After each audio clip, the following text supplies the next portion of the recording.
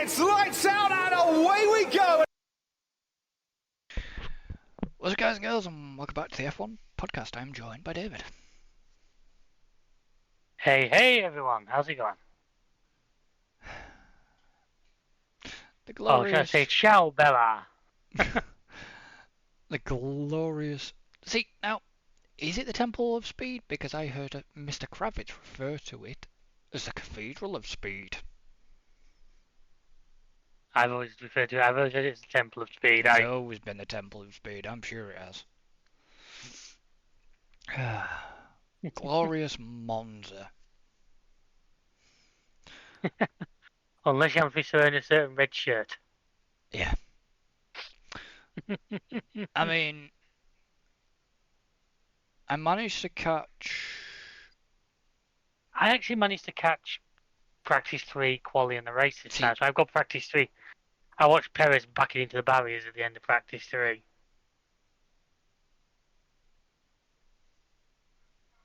Was it?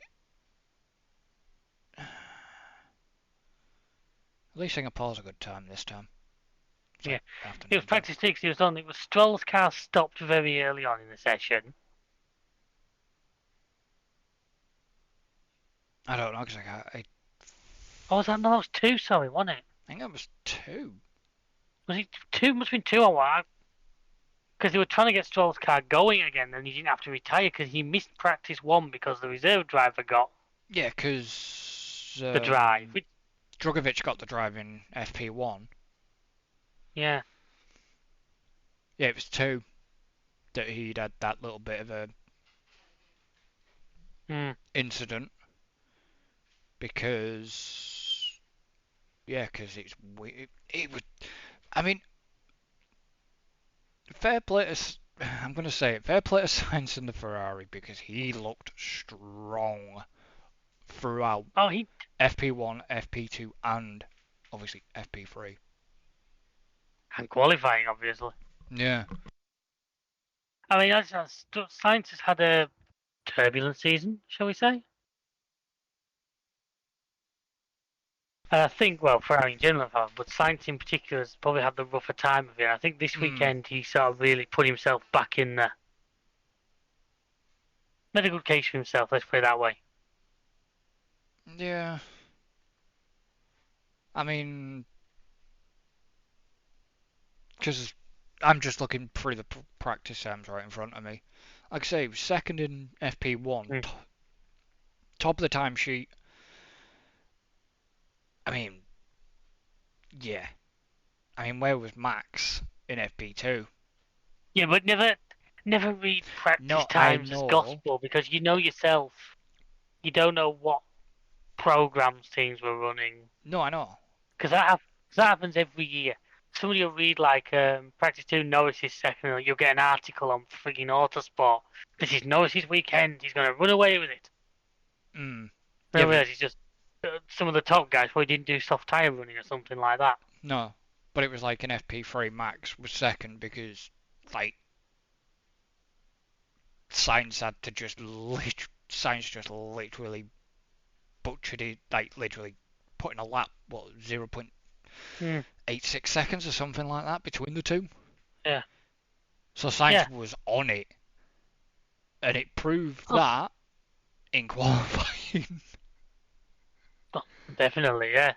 Holy crap. Monza, of course, famously the track where slipstream can be so critical in quali, and where, you know, we all remember the year when half of them didn't actually manage to make a start because they were all trying to time each other to the line. But the problem was, I actually watched the Formula 2 as well, their qualifying, and oh my god, what an absolute mess. You know, usually the traffic, what we see of traffic, and it's like, wow. I mean, it was qualifying, wasn't it? Wasn't that? Yeah, it was the qualifying about the Ferrari incident. It could have cost them both. But... Yeah, it was to do with not setting a quick enough, not being close enough to do with timing, was it? I forget exactly what the... So, from when Ferrari went from the first safety car line, they had to get round the track in 1 minute and 43. Yeah, that's Yeah, stop them going too slow to try and build gaps. Yeah. So they've got to get round to the second safety car line, or cross the line within 1 minute and 43. And this is where the rule got changed, because this certain rule, I can never remember which sporting reg it is because I've not read them yet. So I can't exactly quote which one it was, but I still can't believe you're actually intending one day to sit and do that. I'll wait till after the season. Well, I kind of wanted to do it before next season starts, but they're going to rewrite some of the regs, aren't they? So, you know. Well, they'll change on a regular basis. So. And it was basically something to do with, you know, going too slow or under, like, exceptional circumstances. Now, there were cars. Well, it's also to do with, because there's always been that 107% rule, hasn't it? Yeah, it is. You know what I mean? That rule's been in place for years. That a car must be within 107% of the fastest time to be eligible to take part. Yeah. Now, it's actually never been enforced, sort of thing, because it's basically there to make sure nobody puts a mobile chicane on the track. Well, that's why it was this is why it was 143. It was a lap of 143. Because that is basically from what times were being done. So you were in the 121s, weren't you? First qualifying. Yeah. So, you know, 143. There's your extra bit. But because they were having to slow down to let traffic past, and to try and build a gap they wanted to the car in front, that's how they got away with it. That's why the stewards didn't take any action against them. Yeah, that's the reason. Because it's not that the stewards could see horses' heads being ordered in rapid succession. Yeah. I mean, to be honest, what we see on the feed, you know, what we see on the world feed, you know, we don't have access to all the other cameras on board and all this lot. So we don't know what truly happened, but I mean, this is going to sound quite sour. I mean, you know, I believe they both should have been possibly penalised. Never? I believe they both possibly should have been penalised. The problem was that could have screwed them both, because that would have been a 5-place grid drop. That's the punishment for that rule. And to give Ferrari a 5-place grid drop at Monza. Yeah, the stewards wouldn't have been walking out of there. That's for certain. There's a bloke in a black coat and a hat appearing behind. Or it's like, oh, there's somebody up there going, here's whatever euro. No, he's not going here, he's going, Mamma mia! You're gonna let him off of the race. Apologies to any Italians listening there.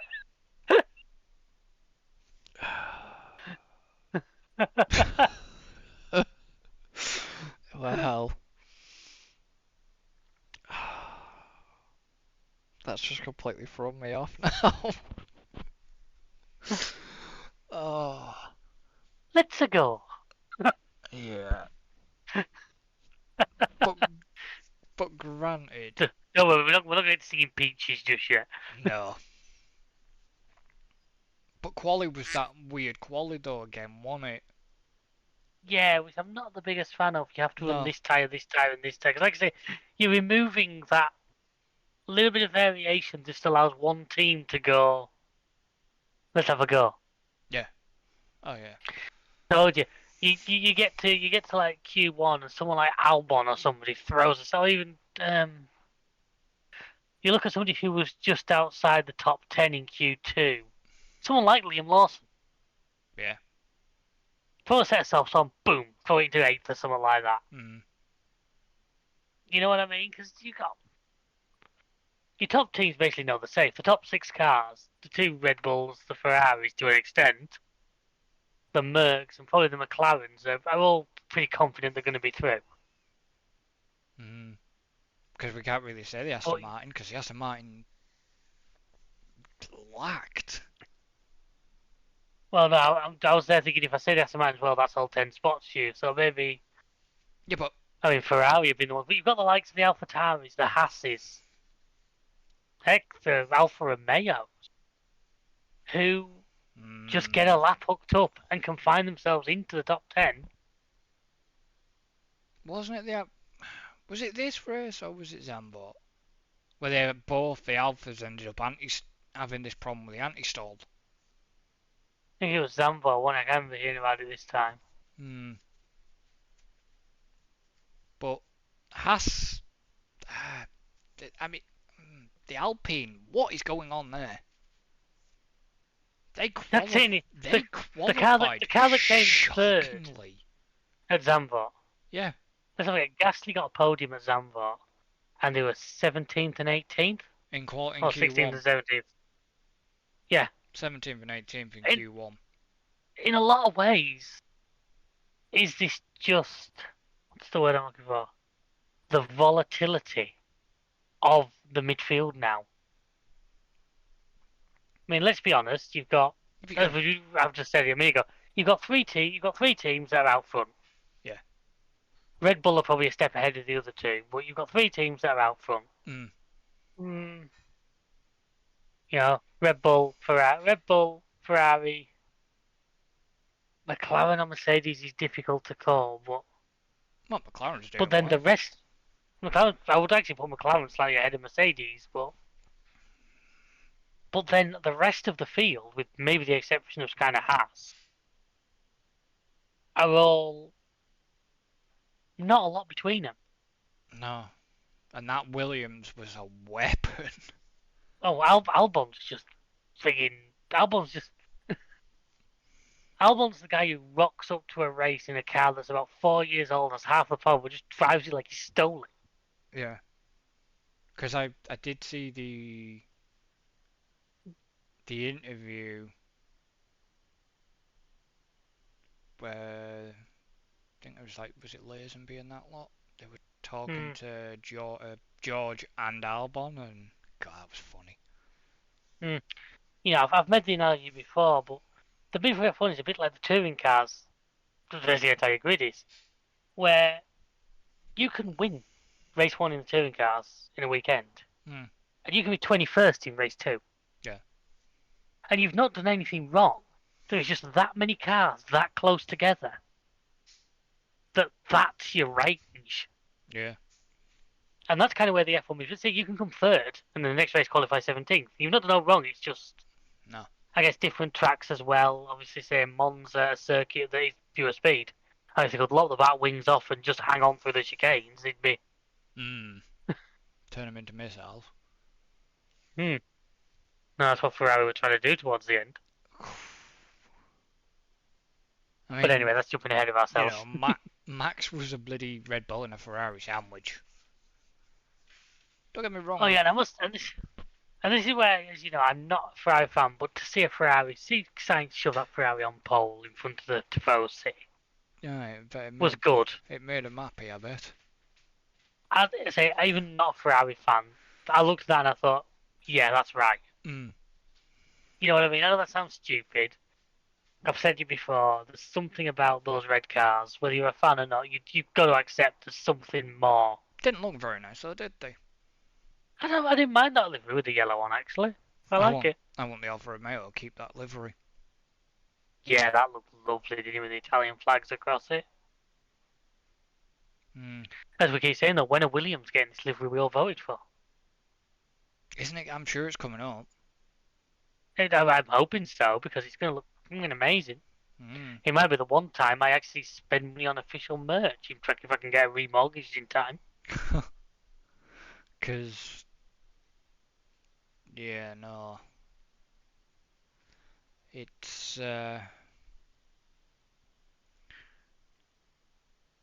going to be interesting. I think it was Singapore. We'll soon see where it's going to we'll find rock out. up. Yeah, I've no doubt we'll be talking about it at the time. So And it was nice. I mean, it was nice to see George up there for Christ's sake. I mean, he's had his George Floyd album. And like I say, fair for me, I think for the first time Piastri out-qualified Norris. Yep.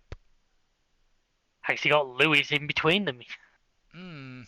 But you know, Alonso. Piastri's rounds out of the top 10. Although it's also still not the only driver who's made Q3 in every, well, maybe not the only driver, I'm assuming Max has done it, but has made Q3 in every single qualifying session this year. Probably. If memory serves, there's something about you. Maybe I'm assuming Max has done it as well. Oh yeah. But he's about the only driver who has literally made Q3 every single session this year. But I was just sat here thinking, before we started talking. Don't do that. Don't do that. It's dangerous. No, but the weird thing is we're not seeing a lot of. We haven't seen, well, bar Perez, not really seeing many mistakes either. No, did we not get? Was it not a case that we didn't get a single yellow flag or race again? Yeah, no, the yellow flags were safe. The yellow flags on safety get over the F2. Bar the start. I don't think we actually had a yellow flag during actual racing. No, we didn't. Which, with the exception of Yuki's car, which died before it began, and then there was one other retired late on, wasn't there? Yeah, but I think they got back to the pits, didn't they? Yeah, they got the car to the pits, but we seem to have hit a set where reliability. Yeah, Esteban in the Ocon in the Alpine. The reliability this year, maybe it's going to dip a little towards the end, as the pressure of this many races in a season, and because we had a couple of cars make component changes. I know Perez did, but they used ones that were already in the system, so no penalty was. Yeah, Perez. Was it Leclerc? Was the other one I seem to remember? Yeah. Perez took a gearbox, which I'm assuming is because he's got damaged. No, he took an engine. When he backed in. I thought he took a gearbox. I thought he took an engine. I thought he took an. He took something out of the pool. But it was one that was already in the system, so there was no penalty involved. Yeah, it was one that was already in the pool. It was after he'd had that little incident. I mean, don't get me wrong. I mean, I like Perez. You know I do. You know. There are times where it's like qualifying, for example. There, he qualified 5th. I know that the car's got to be set up more for Max. Yeah, it's one of them. It's difficult because the one consistency we've had since Max joined Red Bull is every single teammate he's had has struggled. Yeah.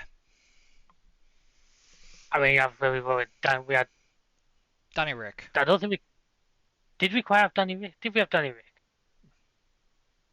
Was it not? Ricardo? Was it Webber?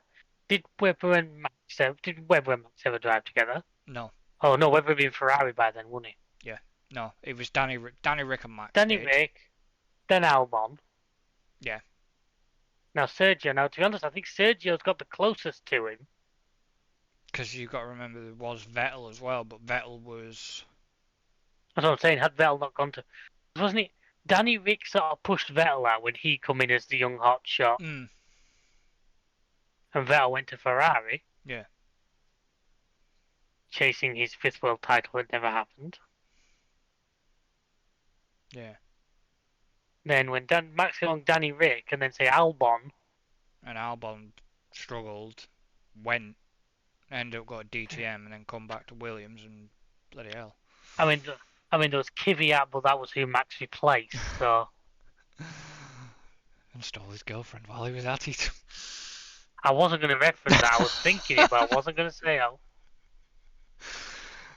I was going to leave that one. I said it.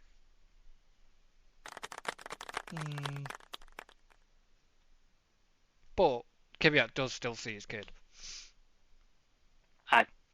Fair enough. And obviously Max has no issue with that because Max knows it's not his kid, so.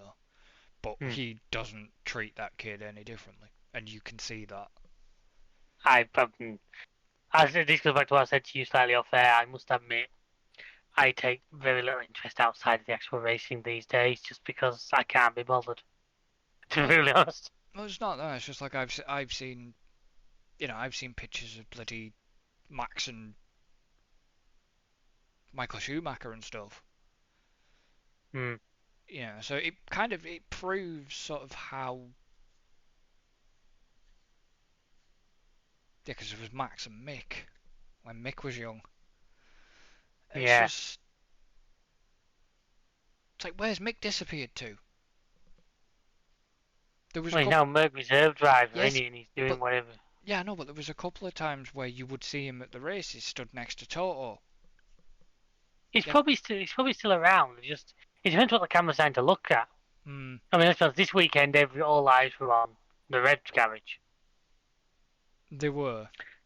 Don't forget as well, Sky don't pick. I mean, I assume I watch this Sky. I know you do.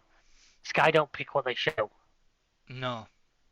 They're just picking up the world feed now.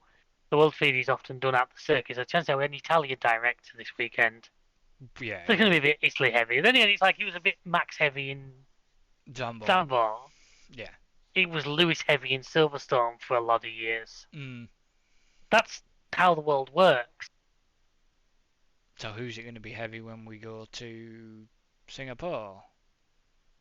I was just thinking that. Would Albon be classed as a closest? He's classed as tie. Well, where's Guan Yu's? When we get to... Well, which one is it? Guan Yu's Zhou or Yuki?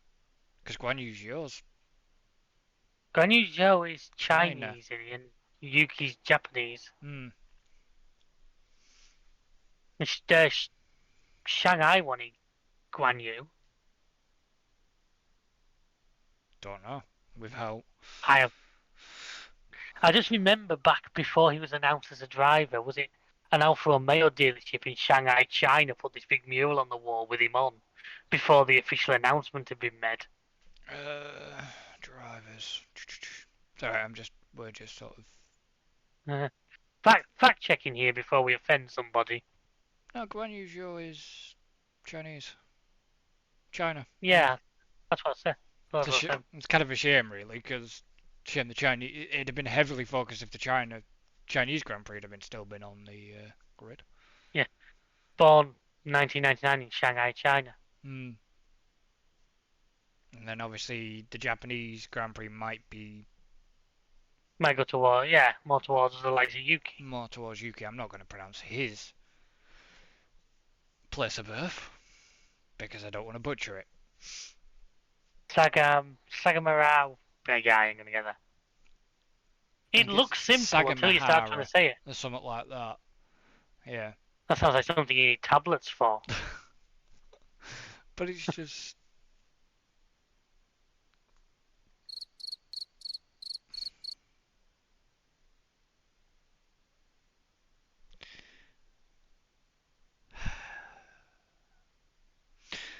It's just like...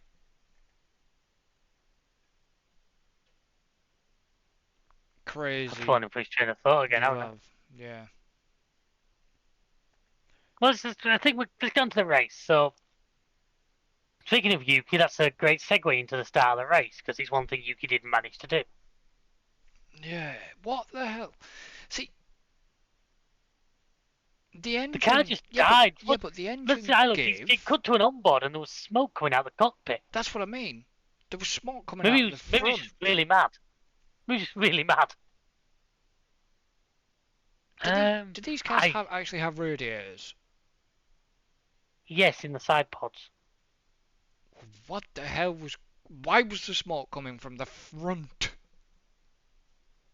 I don't honestly know what's in the front I don't. Honest question. Honest answer. I don't know. I mean, unless it was sort of coming from, because there is some like control electronics are under the seat. So whether it was those, it was just the way the smoke came round the seat made it look like it was coming out of the front. Well, when he stopped, you could see the smoke Yeah, I know. Yeah. on the front of the front wing bit. Sort of that area. But yeah, there's nothing. There's very little in front of the drivers. Very little. The crash sound. That's about it. Yeah, it just seemed a bit weird to be seeing the smoke.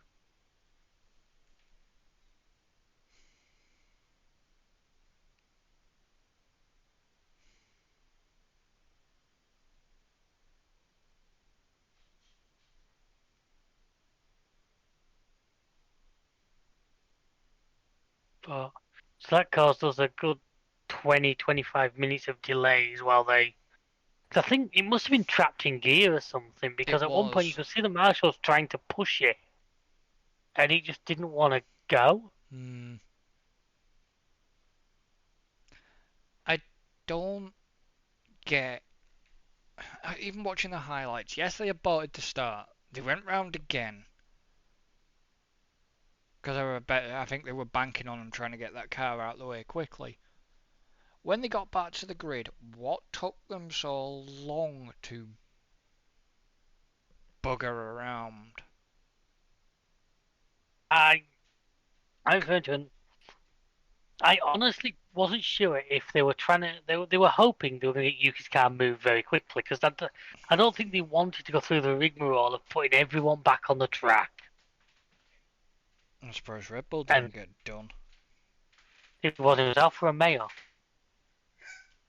What? It was two Alfa mechanics jumped the wall early. Oh, was it? Oh, right. It looked Yeah, they were. like Red Bull. They had black overalls, with line around the middle. So it was They were Alpha guys. Did they get done for that? No, I think in the end that caused them to say, right, we're going to have to let people on. Plus, as well, I'm guessing race control were hoping that car was going to get pushed out of the way or just shoved out of the way and we can get going. Hmm. And when it couldn't, that's when they had to start. Because they give them the second formation lap. Yeah, they'd done the aborted start, given the second formation, but then, they were just. I mean, that was shocking because the cars will have been getting a bit toasty sat there. Well, the big advantage now with the hybrid era stuff, they can actually switch the engines off and restart themselves. Yeah, I know that, but it was just. If they just told the drivers, right, shut the engines down, and then all of a sudden they start the frigging go sequence. Come on, that'd have been interesting. What? Everybody shut the engines down. Next minute the goal sequence goes. It'd be like, shit, scramble. Yeah. Boom. Who's got the jump leads? It was just. Yeah, they just seemed to take too long to decide what they were going to do. And in the end, they just. I think we're kind of suffering here now. This is the FIA, who no longer want to make knee-jerk reactions.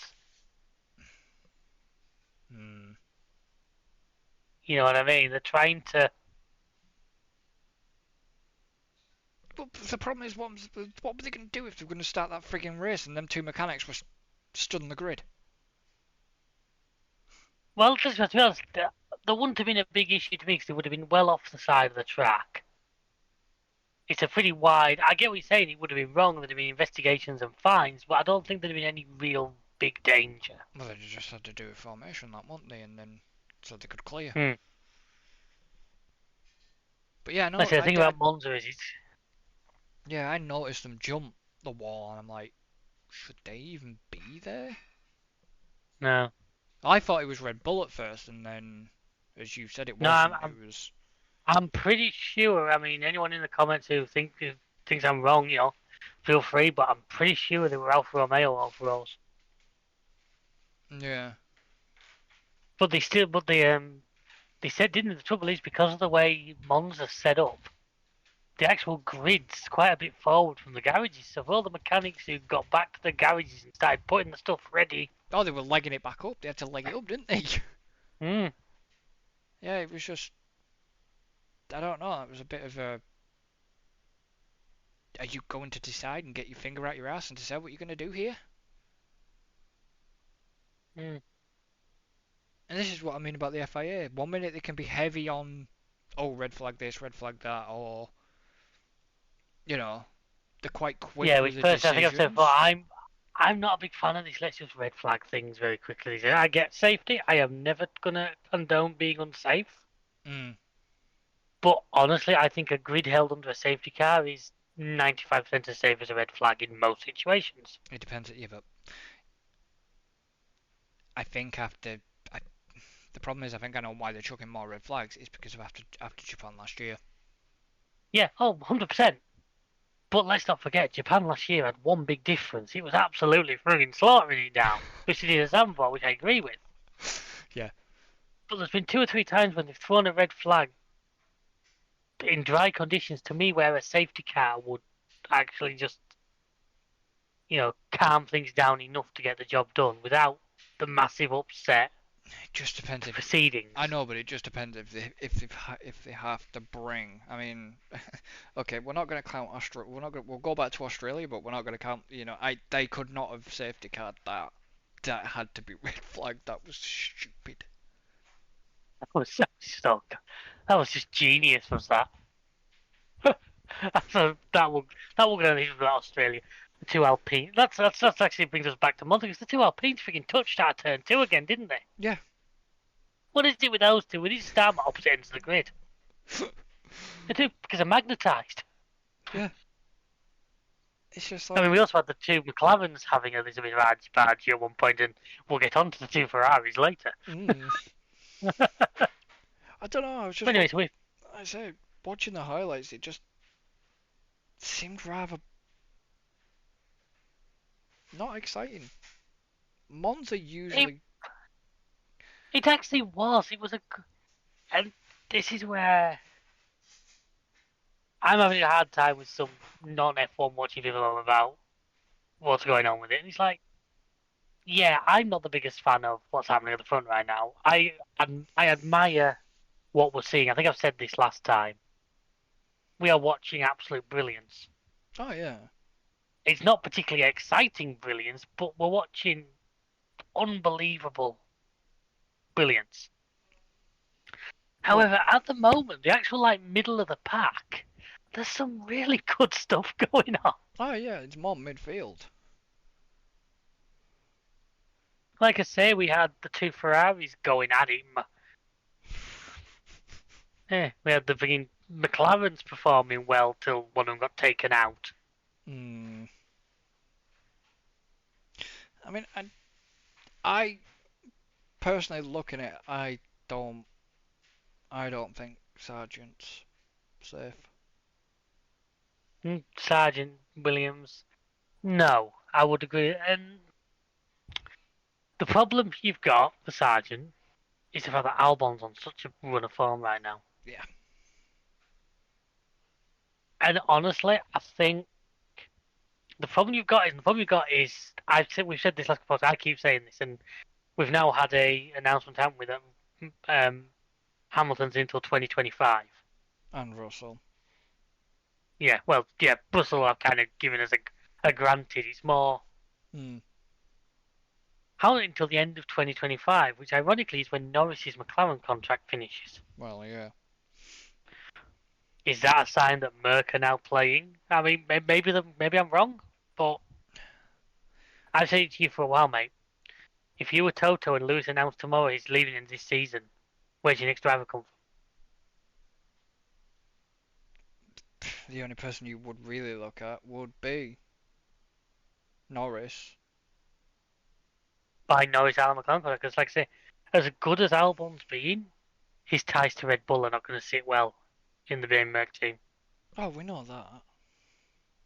You know, Sargent not really up to standard yet. Well, good to Aston Martin. I doubt you'd bring Alonso in just because of his age, and Stroll. Stroll's Well, not ready. don't think Stroll will ever be, will he? I'll be honest with you. I think if it wasn't for the management of that team, would Stroll still be No, there now? no.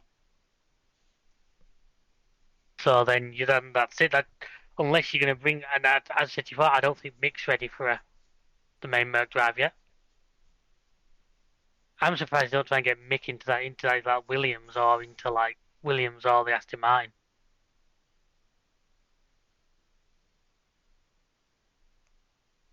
That would be what I'd be playing for if I was Mercedes. Mm.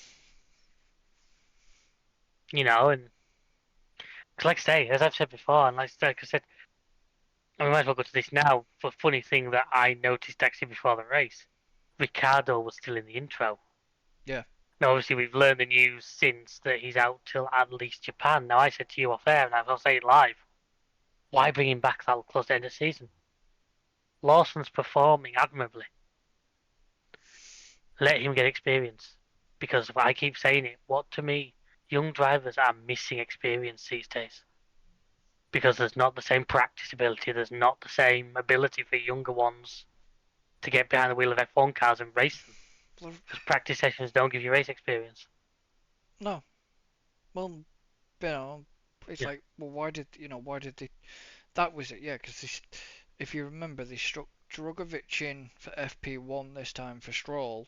But then when Stroll, because they in FP2 they joked with him because it was Crafty and then Stroll's car broke. And Stroll's car broke, and they joked with him in commentary. Was it Anthony Davidson and? I think it was Davidson. Was it Davidson? It was Davidson when they won it. It wasn't Karun this time. No, wasn't Karun. It was. It was Ant, yeah. It was Ant. But yeah, if it was me, I'd leave Lawson in now for the rest of this season. It gives Danny a chance to recover properly rather than try and rush it. Yeah. Well, plus it. If you do still want him around as a backup driver, which I'm not saying he's not worth it for that, but you're going to give Lawson experience. Yeah, 10 races worth of experience. Which if you then want him in a full-time drive in, say, an AlphaTauri, because maybe he's the next one in the main car when Max's day passes, or even when, I mean, we've got to assume Perez will retire before Max. That's not to get Perez, that's purely an age thing. Look at Alonso, though. Alonso's still going. He is, but I've said it before, I've said it again. Alonso's just doing it because he bloody can. He's doing it because he can, but he's still kind of getting. Well, he's getting results. He is getting results at certain tracks. Yeah, I'm not knocking. I mean, Kimi did it before him. We seem to be able to we don't seem to be able to go a podcast without mentioning that name. Alan must turn in his chair every time we say it. But yeah, but Alonso and Kimi are very much the exception, not the rule. Mm. Let's be straight here. Most drivers, once you get to mid-30s in F1 terms, and that feels really annoying saying that at my age, you're sort of back end of your career. You're looking at maybe a move to a different sport. Yeah, but how old is Sainz? Because 29, and he did not say. Is he really 29? I'm sure he had his birthday, but I'm sure he said he was 29 because he said it was his birthday about Friday, wasn't it? Yeah. Date of birth, 1st of the 9th, 94. Yeah. So yeah, 29. Just 29. Wow, he does not look 29. Jesus. Like, so Sargent was born the last day of the year 2000. Bloody hell. I suddenly feel old when I see somebody's date of birth and it has a 20 at the beginning of it. That's not right. Fucking hell. Piastri, 6th of 4th, 2001. Bloody hell. The ironic thing is, I think this is where the joke runs in, that wasn't Alonso's first season about 2000? don't know. I can't remember without tracking Alonso. Um, And it's just just checking. Wait 1 second. Wow, the F1 website. The F1 website manages to beautifully tell you absolutely nothing in a lot of words yeah, no. at times. So I'm going to Wikipedia because if it's on there, it has to be true. I mean, it makes Yeah, you. literally, Alonso joined Minardi in 2001. The frigging year that Piastri was born. Jesus Christ. I remember when this was all fields.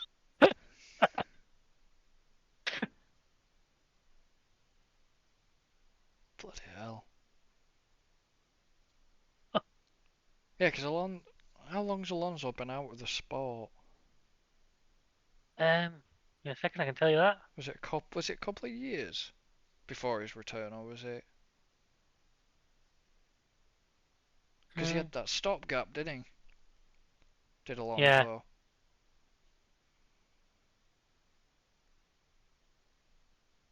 Alonso? Trying to read quickly. Not your best point, is it? Skim reading. Sort of. He only said 1 year out.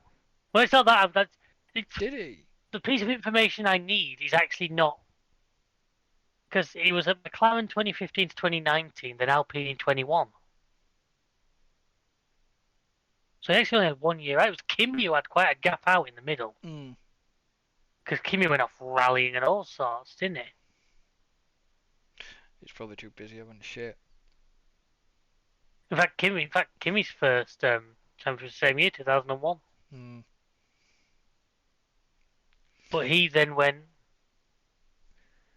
left in 2009, was it? 2009, and then came back in 2012. So he only had like 3 years out. Yeah.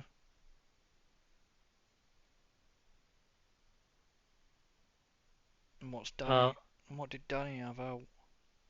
Danny only had he's had about, well, technically he's only had not even a year. Or he might have had a year, but now because of his injury. Yeah, I was having a shit.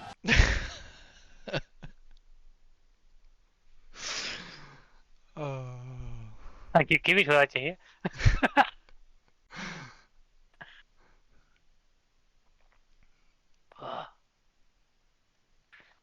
But yeah, so we've got. I mean, wow, we sidetracked it. And one thing I did notice as well,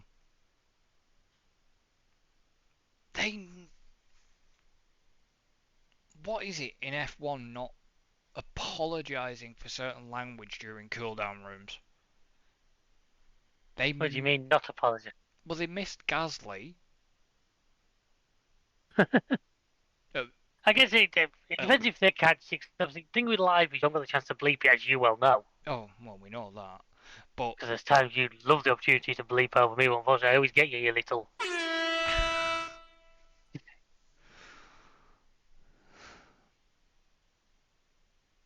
Hopefully he doesn't use this again during another podcast.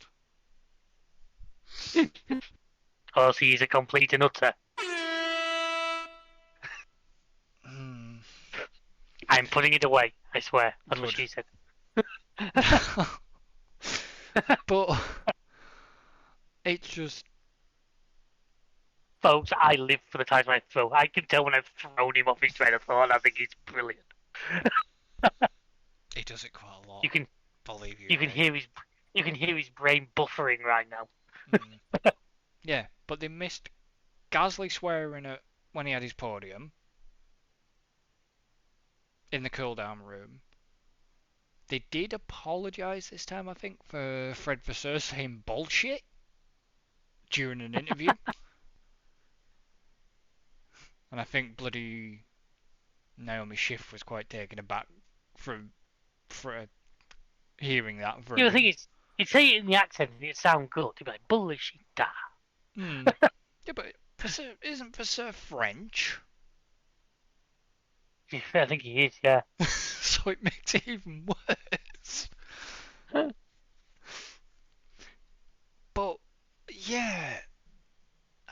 times to catch it and there's times not. And then it's like Crofty mentioning, oh yeah, you hear the drivers. It was one of them mentioned it. Oh yeah, you hear the drivers' radios, but they're not.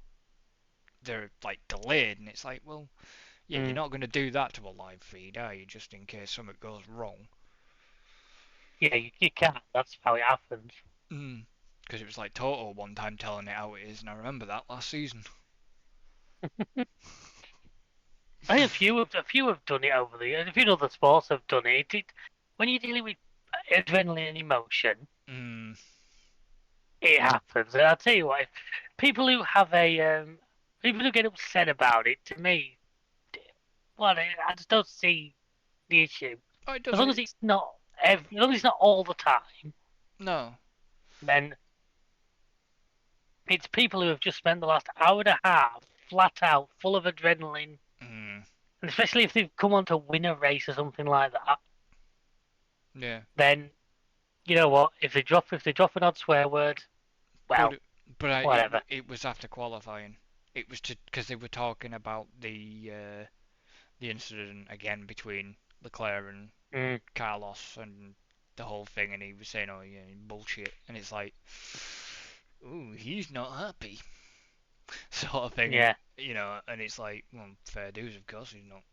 He's not gonna be happy, but you got the likes of. I mean, we've seen completely sidetracked, but we've seen Toto go in rage. Yeah, the Bose headphones, I'll never forget it. Bet they won't be sending him any more headphones. But we are completely sidetracking ourselves. Really? Us? Never. I mean, who got fastest lap of the race? Do we know? Piastri. Did he? But finished outside the points, so didn't get anything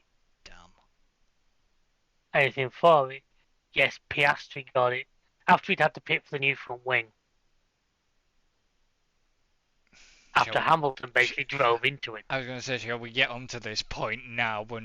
Yeah, this is a sticking point for me because Hamilton gets to drive over the front of him and gets such a little penalty that after knocking him well out the points, Hamilton loses nothing basically.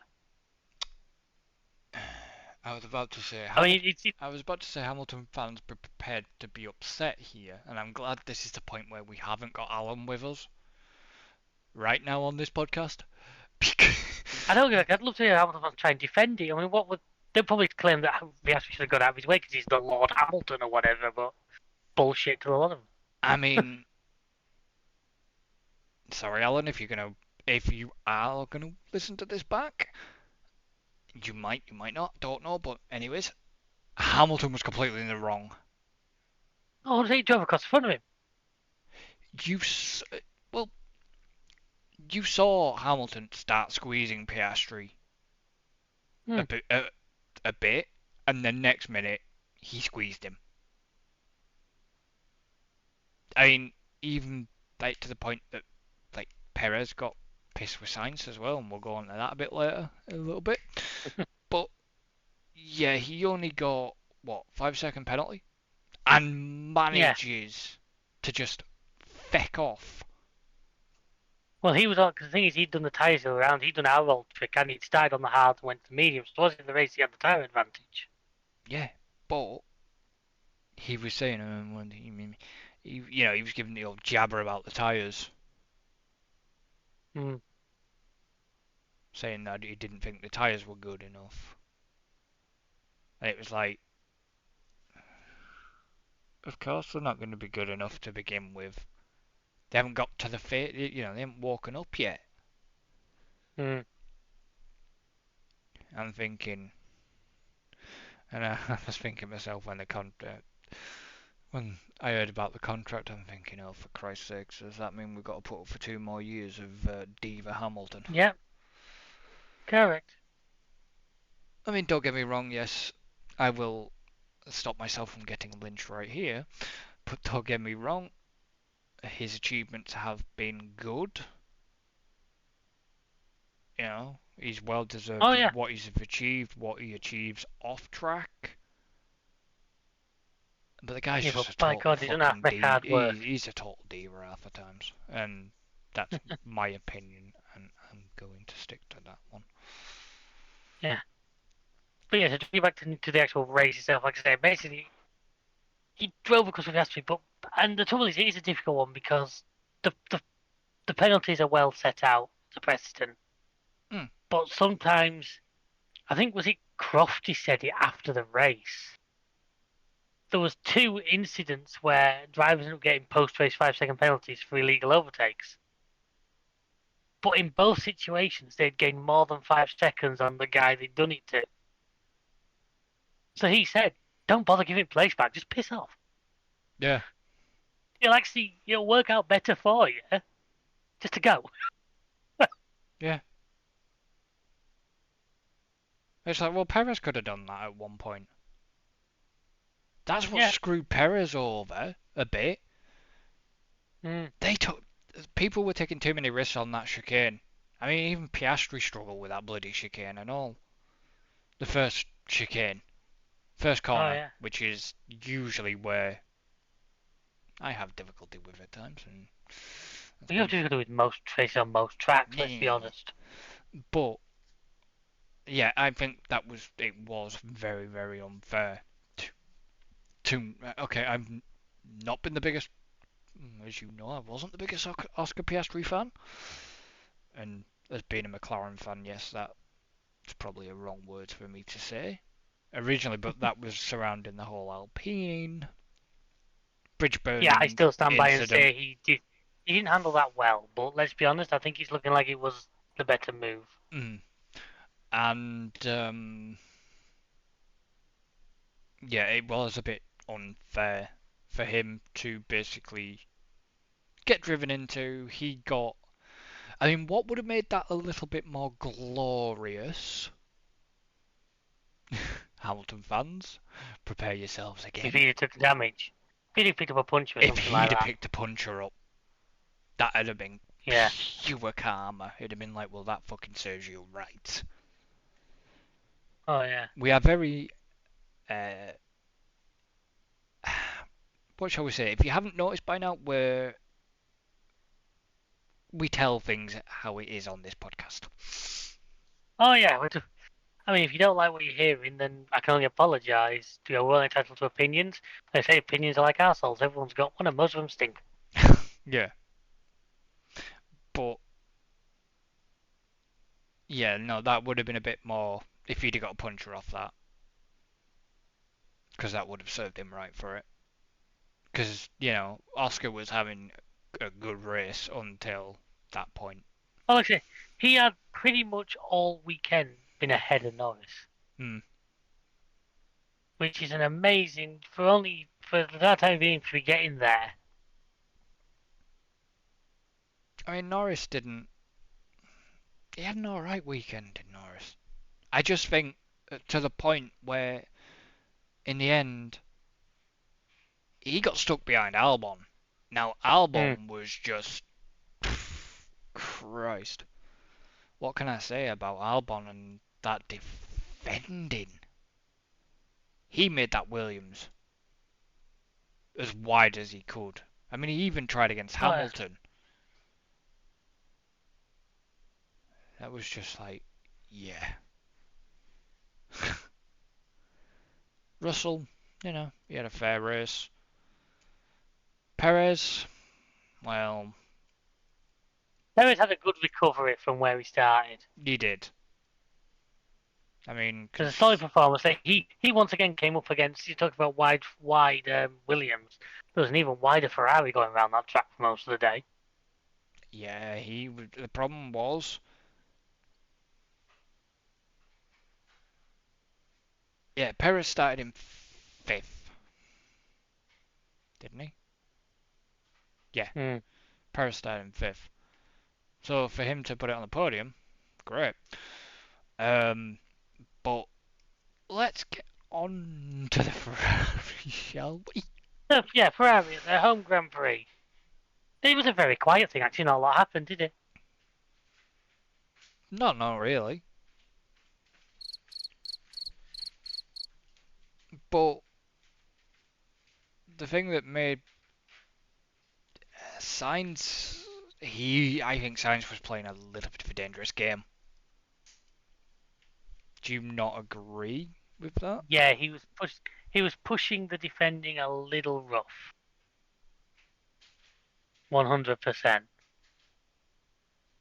I mean, it even infuriated Perez to that point. Yeah, I mean, to be honest, it didn't Max seem less bothered, but I think Max was just sat biding his time.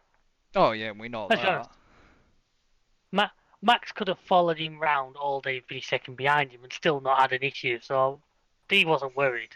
But the likes of Perez had a lot more on the line, needed to be through, and yeah, his defending at times was robust. Let's put it that way.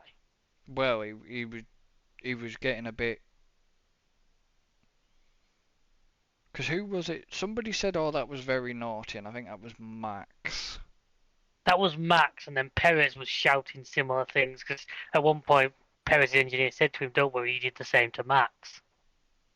Yeah, the underbraking move. He got Mm. very close, and it never got picked up by the stewards. Don't think it ever got picked up. And it's like, well, why? He was really close to the line. Oh yeah, I agree. I mean, okay, there is defending. I mean, well, there's defending and there's your defending and you and Alan defence, and that never ends well. What are you trying to say? That never ends well at times. What are you implying right now? A couple of them could have been stewards inquiry. A couple of them could have been stewards inquiry. We really need somebody on as a race steward. At times. Well, your other half's normally in the room, and she went. Actually, no, she'd be biased towards you. No, she's never in the. Sometimes she's never had to be in the room. Sometimes when we've raced. So. Fair enough. No, we definitely need an independent race steward. If you're wanting to that position, send your CV to. I can start it out at GameTimeUK.com. But it's just like. Yeah. And then I think the fact is to go about Ferrari, which was the old Ferrari versus Ferrari. I at one point said to the other half we might be about to watch two drivers resign live on TV. I was sat here watching it, and I was like, as soon as they said no risk, I'm thinking. You wondered if Perez knows if Leclerc knows what that means. Yeah. I told you that one way went to turn one with both front wheels locked. I had visions of going straight up the back of Sainz, putting them both into the friggin' inside. And the whole of Italy just going up in arms. They were both. I mean, that couldn't have been good for Sainz either, because he's locked against was it either Perez or Max. Mm. And it's just like when I saw the two Ferraris fighting, I'm thinking, what is going on here? I'm having flashbacks to Red Bull incident. Red Bull, the Merc one's the other one. Every time they talk about it, they go about Rosberg and Hamilton at Barcelona that year. And look who and they both ended up. And look who was on the TV this weekend. I know. I've said it before. I love it when they bring him out. Should bring him out more often. Yeah, I give him a permanent position.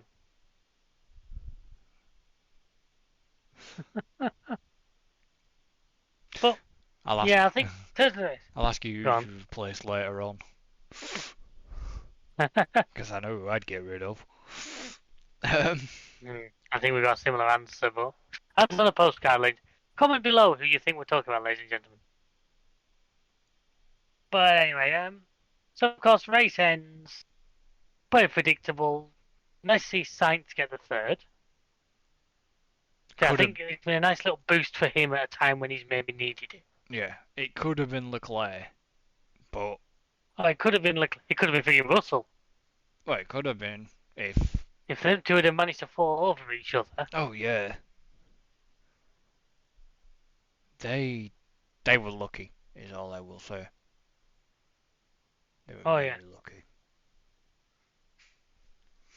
But But no, fair play to driver Sainz. of the day went to Sainz, which actually was where my vote went as well. I think he was deserved. I think he put on as good a show as he was going to be able to in the car. See now, if I had of been able to vote at the time, I think my vote would have gone to Sainz. Yeah, that's where. If nothing else, for that 14 laps of defending against Verstappen, yeah, it was a bit robust. But let's be honest, it's what we want to see. Yeah, we want to see defending, but you want to see defending not to the point of actually causing your opponent to go off, Yeah, i.e. Hamilton and Piastri, or Sargent and whoever. Could have been or Russell. Piastri and Norris's collision. Mm. But The problem yeah, is though, I think we're getting to that point now in the season where, because we've not, what did you say we've got left? I think it's 8 races at this point. Well, we've got Singapore, Japan, what? Qatar. Singapore, Japan, Qatar, quarter? Yeah, second. Right, Singapore, Japan, Qatar, USA, Quarter. Mexico, Yeah. Brazil, Brazil, Vegas, Vegas, Abu and Dhabi. Abu Dhabi. So, Yep. 1, 2, 3, 4, 5. Yeah, 8 races. So I think because we're getting to the late point now in the season, I think everybody is just going for, is just trying to get the points they can to That's fight it, yeah. for the constructors. I think they're not bothered. I don't think right now they're not bothered about the championship because Well, the championship's done in it, let's be honest. Well, Championship's as far as if it gets to Japan and Max basically wins Singapore, Japan, championship's done. he's done it. Yeah, he's done it. But granted, even though if he wins championship of Japan, I don't think he's gonna stop. I think he wants to go the entire season. Well, let's be honest, we're at this point now where Red Bull could win every race this season. Max can't do it because Perez has won a couple, but if Red Bull managed to win every single race, that's never happened before. Well, what have they got? Is it 15? If that, well, obviously Between them, there's 23 in the season, minus however many has already gone. minus Imola.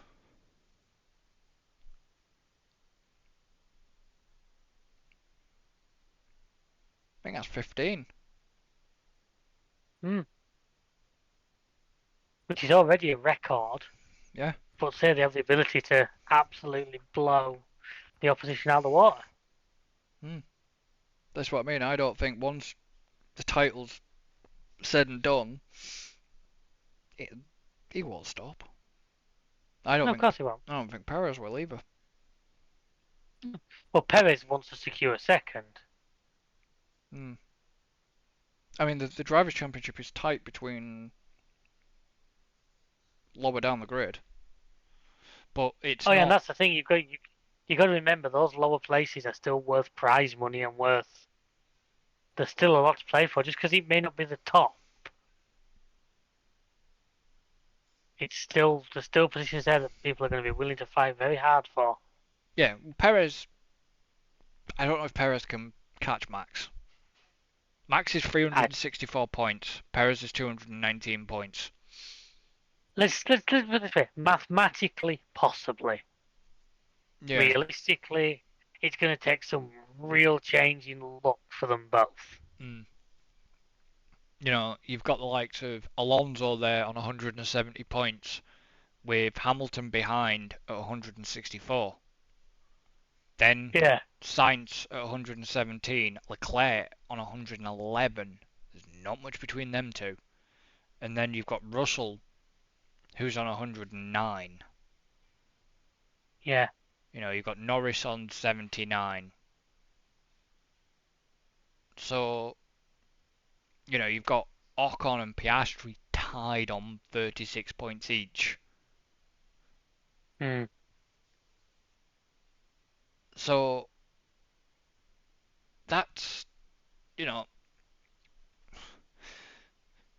big money here is constructors. I mean, Ferrari have managed to now leapfrog Aston Martin. Yeah. Well, third and fourth is a good haul of points for them, the way things have been going. Well, Red Bull is 583 points. That's crazy, considering Mercedes are only on 273 points. Are we not still in a position where technically Max is winning the constructors on his own?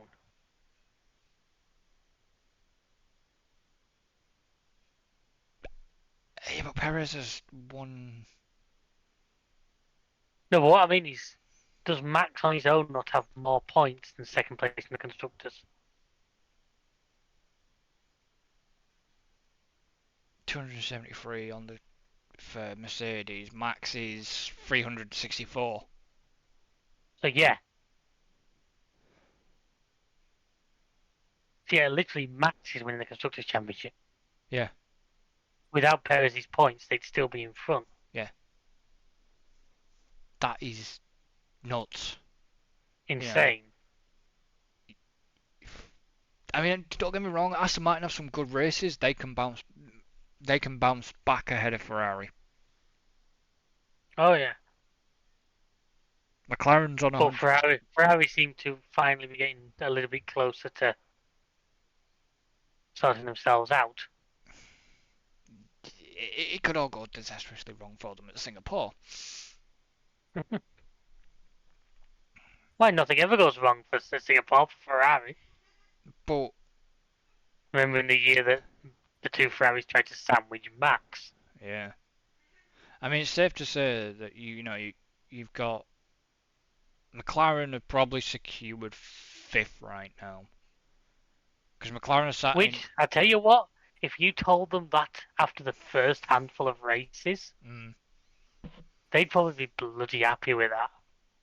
I mean, McLaren is sat there on 115 points. Alpine is 6. I don't think Williams will catch. I mean, I know this is going to sound shocking. Williams in 7th on 21 points is, considering what last season was, He's not bad. He's not bad considering that AlphaTauri is in 10th for 3 points only. Yeah, I told you the thing that I spotted when I was looking through. I was looking through it during the last podcast, but I didn't mention it on air because I didn't spend time. But say there are currently 4 drivers on the F1 grid who have scored 0 points this year. 3 of them are AlphaTauri. Yeah. 3 of AlphaTauri have more drivers 0 points than they're technically supposed to have in the season. I just find a hilarious statistic. And if you'd not a good one, it's not one you want. And if you'd like to know who the four drivers are, it's Logan Sargent. Everyone but Yuki. Logan Sargent, and then obviously Liam Lawson, obviously De Vries, but he's no longer, and obviously Danny Rick, who's not currently driving. But yeah, it's nuts to think. All AlphaTauri's points have been scored. It's the same with Williams. All of AlphaTauri points have been scored by one driver. All of Williams points, one driver. But as the point I made a minute ago, Max is technically winning the constructors on his own. Yeah. That's the season we've had. It's been a bit of an insane one in places. Is there anything you want to round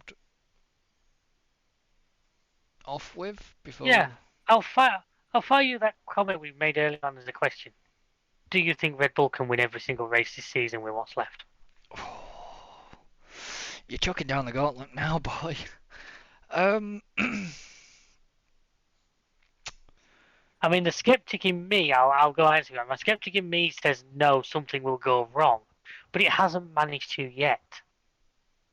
And we're a blooming long way into this season at this point. I mean, the Red Bull fan side of me wants to say yes, but, and here's the but, after the race interview, got me a little bit intrigued. Max's words were nursing a little bit of a problem. Well, I mean, end of season fatigue for components is going to be a thing. As we've alluded to before, with the amount of races we've had this year. Oh yeah, we know And there was that. there wasn't an upgrade in the amount of engines they were allowed or anything this season. No. So I think we're going to have more of that towards the end of the year anyway, where teams are just going to literally be at the end of components. But And there's going to be penalties coming. But let's be honest, the way things are going right now, Red Bull probably fairly easily for an entire brand new engine in Max's car at Singapore. Still have Perez win it comfortably. yeah.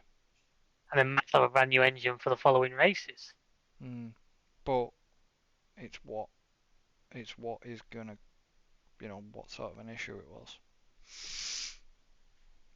Probably just staying awake. Yeah.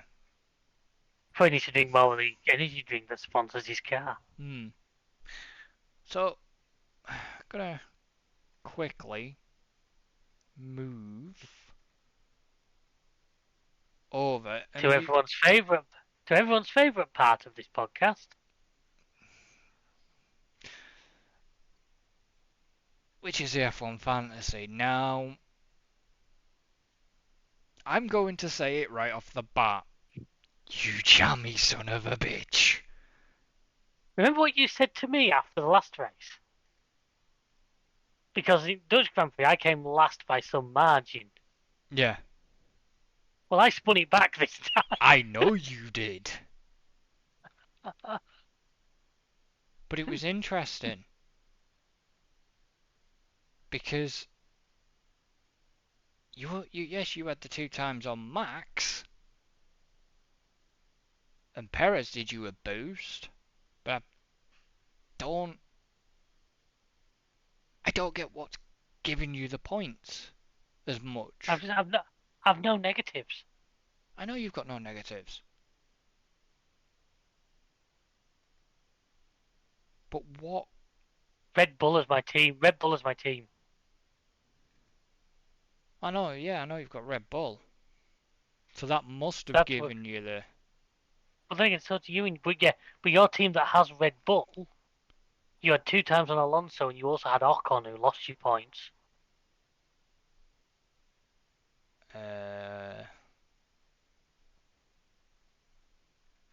He didn't he? Because he didn't finish. Yeah, I didn't have a good one. Yeah, that's what it is. At first, it was the heavy Red Bull influence of my team.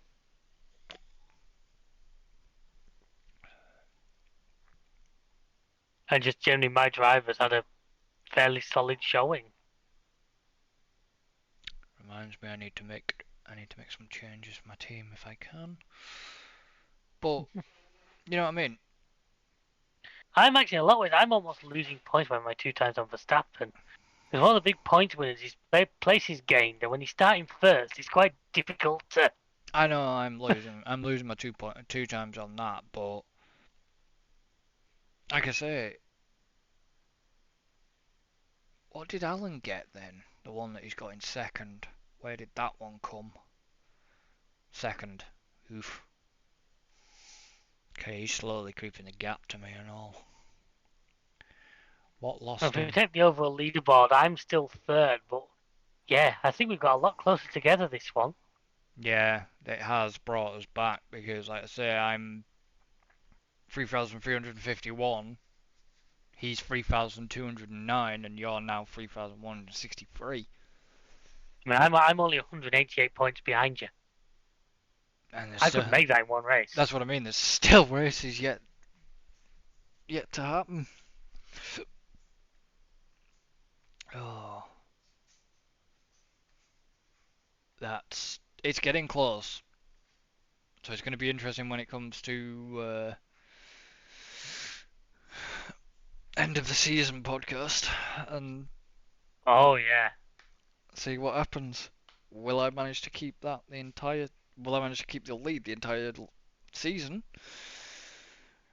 Right now, without me changing and deciding the changes, not gonna happen.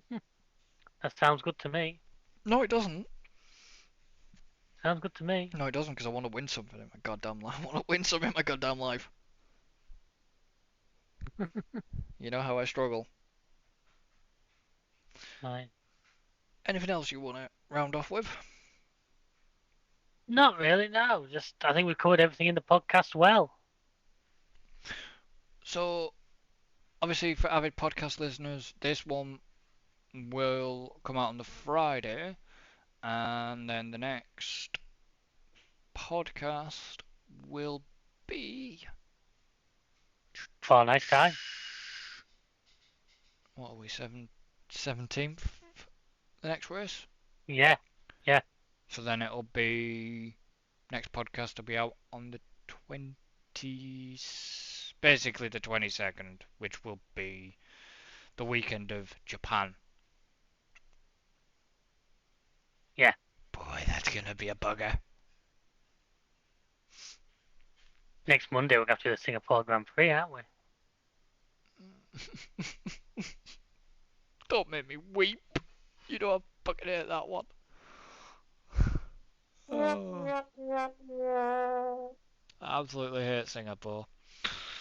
We're going to have to do it though. I know. Yeah, well, look at Japan's gonna be the bugger because the race is 6 o'clock in the morning. That's not too bad, honestly. They're better for me than an evening one these days. Yeah, but it's seven till 8 qualifying. Yeah. And then 6 Well, the o'clock thing is, like past Japan. qualifying, I have no chance. I'll just record it and watch it when I get home because of work. But the race just means dragging myself out of bed at a reasonable time in the morning. Yeah, you'll catch Singapore though, won't you? Because that's 2 till Yeah. 2 till 3. Yeah. And then No problem. the race is 1 o'clock.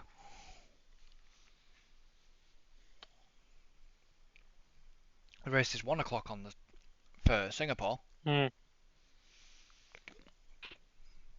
See, just doing a quick look before we finish. The track diagram doesn't look any different. But apparently, I'm not sure. Apparently, there's been changes to Singapore. We'll find out when we race it next Monday.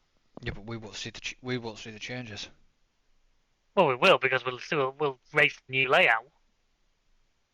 We may not notice them, but we'll see them. It depends if they put it in the game. They have. That was part of that update. Was it? Yeah, the last set of patch notes we had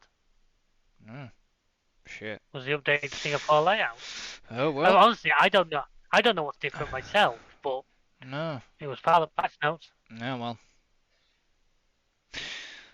Oh well. So gonna end this one here, like usual. So thank you to David for joining me. Thank you for having me. Pleasure as always. Don't forget, you can get your podcast on Spotify, Amazon, and wherever you get it from, usually. And we shall see you in the next one. So until then, So long, folks. goodbye for now.